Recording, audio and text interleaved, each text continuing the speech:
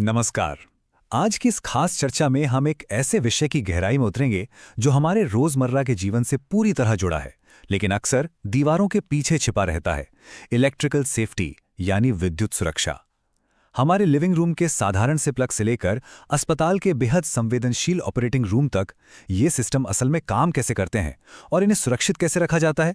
चलिए सीधे इस दिलचस्प सफर पर निकलते हैं। स्क्रीन पर जो नंबर है 51,000, ये सिर्फ एक आंकड़ा नहीं है। नेशनल फायर प्रोटेक्शन एसोसिएशन के मुताबिक हर साल लगभग 51,000 घर बिजली की गड़बड़ियों के कारण लगने वाली आग का शिकार होते हैं और इससे होने वाले नुकसान का अनुमान है करीब $1.3 बिलियन। जरा सोचिए, इतनी बड़ी रकम। ये साफ तौर पर बताता है कि घरों में बिजली की छोटी सी दिखने वाली समस्याओं को नजरअंदाज करना कितना भारी पड़ सकता है। तो इस विश्लेषण का रोड मैप कुछ इस तरह रहेगा। हम शुरुआत करेंगे घरों के सामान्य इलेक्ट्रिकल खतरों से, फिर खराब आउटलेट्स की पहचान करना सीखेंगे। उसके बाद कमर्शियल लेवल के सुरक्षित isolation steps, professional safety equipments और आखिर में सबसे जटिल आइसोलेटेड पावर सिस्टम्स को डीकोड करेंगे। मजेदार बात यह है कि सेफ्टी के बुनियादी सिद्धांत हर जगह एक ही तरह से लागू होते हैं। चलिए बिना देर किए पहले सेक्शन पर आते हैं, कॉमन होम इलेक्ट्रिकल हजार्ड्स।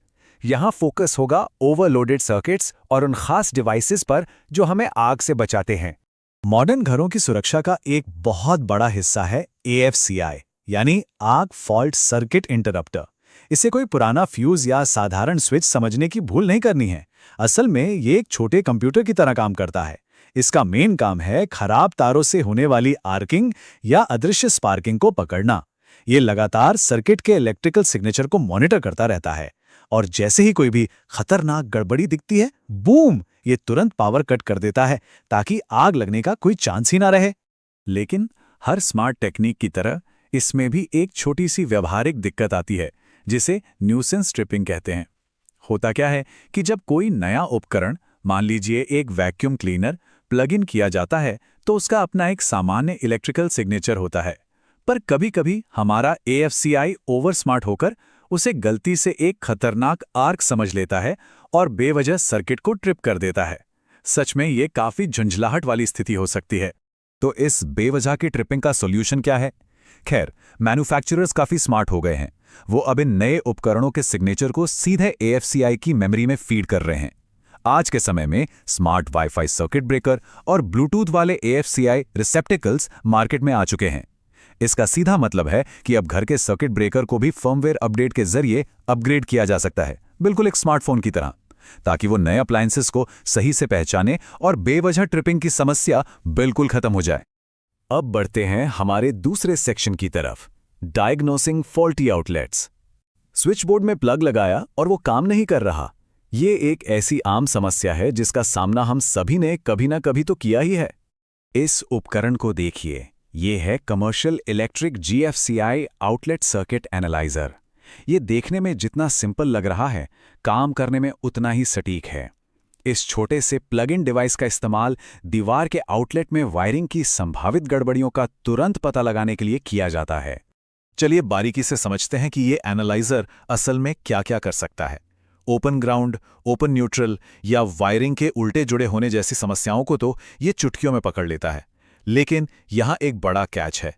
ये टूल ग्राउंड की क्वालिटी चेक नहीं कर सकता और नहीं ये बता सकता कि किसी सर्किट में गलती से 2 हॉट वायर्स जोड़ दिए गए हैं।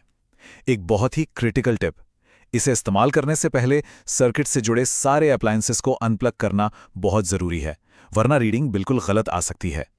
घरों की बात तो काफी हो गई, अब थोड़ा बड़ी स्केल पर यानी इंडस्ट्रियल और कमर्शियल दुनिया में कदम रखते हैं।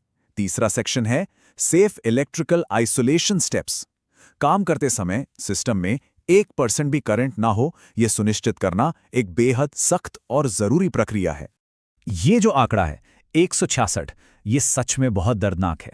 इलेक्ट्रिकल सेफ्टी फाउंडेशन के डेटा के अनुसार एक ही साल के भीतर कार्यस्थल पर बिजली से जुड़ी दुर्घटनाओं में 166 लोगों को अपनी जान गंवानी पड़ी। ये कोई छोटा नंबर नहीं है।